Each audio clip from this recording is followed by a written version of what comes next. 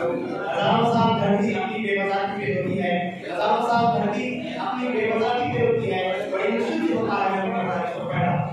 आज जो रिताब का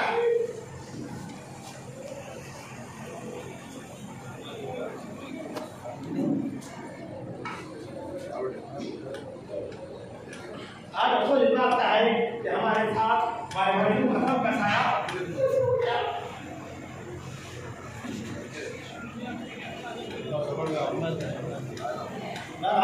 है जैसा कौंसिल मिला पाबंद शरीयत बैठो इन लेकर बेटो कीमत मसीहा अल्लाह मोहम्मद पाक साहब नूरुल्लाह मसदहू और खिराज तहसीन खिराज अक़ीदत पेश करते हैं। इंसानी कम्युनिटी आपके खिदमत भी बनाओ नहीं कर सकती, आप कैसे खिदमत है, आप मसई हालात में भी आप कैसे खिदमत किए, ये तमाम बातें जानते हैं। हमारा दफा हमारी इज्जती इंशाअल्लाह कामयाबी हमारे मतलब इंशाअल्लाह चुनेगी। बहरहाल हमारे लिए बड़ा मौका मिला, हमने हर वक्त को नफरत से लगाए होकर हमने हर वक्त को नफरत से लगाए होकर देख रहा है जो सीने से लगा रहा है। खुदा हाफिज़।